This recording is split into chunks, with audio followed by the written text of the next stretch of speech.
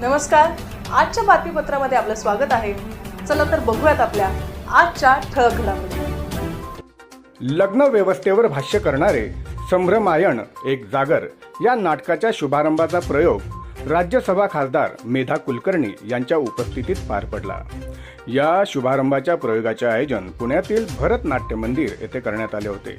यावेळी संभ्रमायण नाटकाच्या लेखिका दिग्दर्शिका अंजली जोशी, नाटकाचे निर्माते शैलेश जोशी, सहदिग्दर्शक नागेश माटे, नेपथ्य अनिश जोशी, कलाकार पूनम महेंद्रकर, सुरेंद्र जाधव, केदार शेवडे, नागेश माटे, चैत्राली बडेगैर, गौरव इनामके या कलाकारांनी अभिनय साकारला आहे। या नाटकाचा दुसरा प्रयोग 5 जून 2026 रोजी सायंकाळी 5:45 वाजता ज्योत्स्ना भोळे सभागृह येथे आयोजित करण्यात आलेला आहे। संभ्रमायण नावाचं एक वेगळ्या विषयावरचं नाटक आता आज त्याचा शुभारंभाचा प्रयोग इथे होतोय। अंजलीताई जोशी यांनी हे नाटक लिहिलेलं आहे। खूप मनापासून त्यांच्या या प्रयत्नाला शुभेच्छा देते। पूर्ण नाटक काही मी पाहू शकले नाही, परंतु साधारणपणे जी काही थीम त्यांनी निवडली आहे ती खरोखरच सद्य वस्तुस्थिती जी आहे त्याच्यावर भाष्य करण्याचा त्यांनी प्रयत्न केलेला आहे।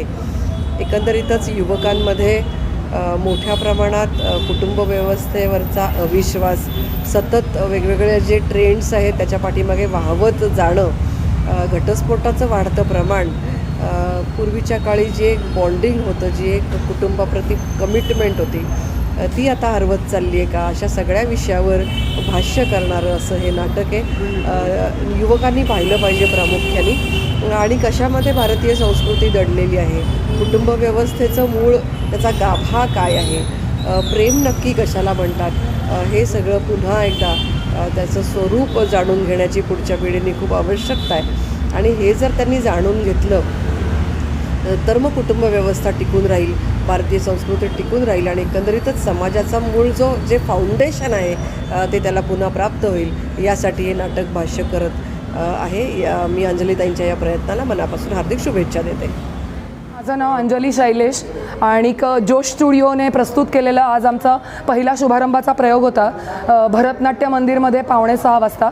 त्याला विशेष अतिथी म्हणून आम्हाला मेधा कुलकर्णी मॅम, आपल्या खासदार मॅम पुण्याच्या कर्वेनगर एरियामधून आपल्याला मॅम आल्या आणि त्यांनी खूप सुंदर आपल्याला ऑब्झर्वेशन्स दिली। सो नाटकाला खूप सुंदर प्रतिसाद मिळाला।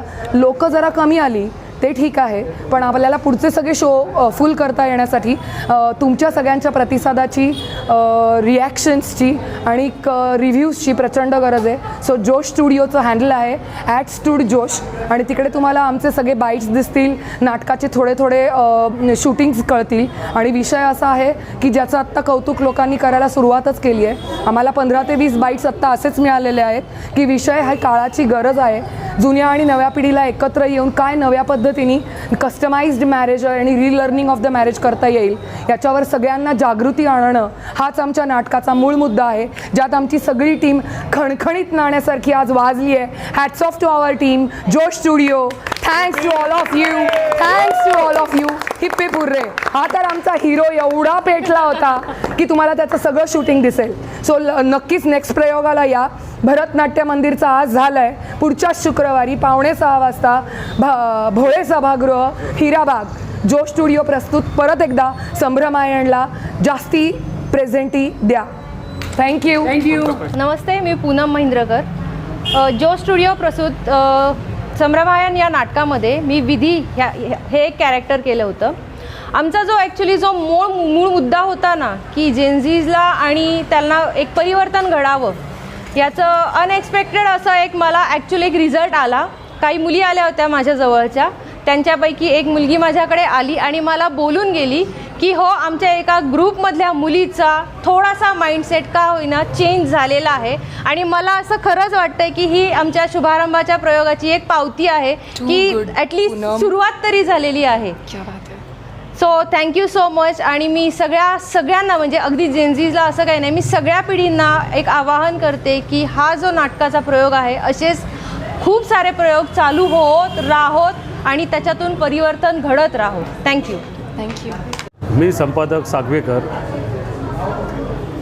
आजचं जे नाटक बघितलं आणि ज्यांनी कोणी लिहिलं आहे किंवा ज्यांनी कोणी सादरीकरण केलं आहे हे सर्व तरुण पिढी आहे आणि ज्या लेखिका आहेत किंवा ज्यांनी हे लिखाण केलं आहे त्यांनी आजची जी परिस्थिती आहे आणि आजच्या ज्या परिस्थितीत जे घटस्फोट होतो घटस्फोटाचे प्रमाण वाढले याच्यावर भाष्य केलं आहे आणि आजच्या येणाऱ्या पिढीला कुटुंब किती महत्त्वाचं असतं आणि म्हणजे आमची पिढी जी जगली ही कुटुंब व्यवस्था ती आजची पिढी विसरून गेलेली आहे.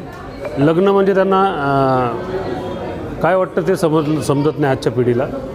आणि महत्त्वाचं म्हणजे हे नाटक सर्वांनी पाहिलं पाहिजे आणि तरुण पिढीने तर पाहिलंच पाहिजे. कॉलेजच्या विद्यार्थ्यांना या नाटकाचे शो कॉलेजमध्ये वगैरे अरेंज केले पाहिजे जेणेकरून प्रबोधन करतं आहे युवा पिढींना हे प्रबोधन करतं आणि सर्वांनी पाहावं असं हे नाटक आहे. माझं नाव सयानी टेके. मी हे नाटक आज पहिला प्रयोग तसा बघितला. खूपच सुंदर झाला आणि टॉपिक इतका रिलेटेबल होता बिकॉज आम्ही आत्ता या एज ग्रुपमध्ये आहोत आणि लग्नाचा वय झालेला आहे. सो असंच नाही की फक्त मोठे काय सांगतात हेच त्यांनी खूप सांगितलं, पण आमचे पण कसे विचार आहेत, काय कन्फ्युजन्स आहेत हे पण खूप छानपैकी त्यांनी पोर्ट्रे केले आणि त्याचं पण उत्तरं आम्हाला बरीच मिळाली ह्यातून. तर एक गायडन्स म्हणून खूपच सुंदर नाटक आहे. नक्की बघा सगळ्यांनी. थँक्यू. अँड पॅरेंट्स, जोडीदाराला समजून घ्या आणि आई वडिलांची मूल्य जपा.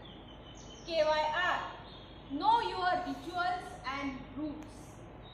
परंपरांना समजून घ्या आणि मुळांशी जोडून राहा. फक्त हे केलं नाही ना की मात्र नाते टिकत नाही. ओके, नव्यानं शिकणं म्हणजे रीलर्निंग आणि एकमेकांसाठी बदलणं म्हणजे कस्टमायझिंग. लग्नाकडे नव्या दृष्टीने जर पाहिलं तर लग्नही टिकेल. अच्छा, म्हणजे एक स्ट्रक्चर्ड फ्रेमवर्क लागतो, बरोबर? असंच रँडम वगैरे नाही. बरोबर. एकमेकांना समजून घ्यायचं, एकमेकांसाठी थोडं बदलायचं आणि टीमवर्कने नातं छान जपायचं. एक्झॅक्टली. स्वतंत्र राहूनही एकमेकांशी जाणीवपूर्वक जोडलेलं नाही.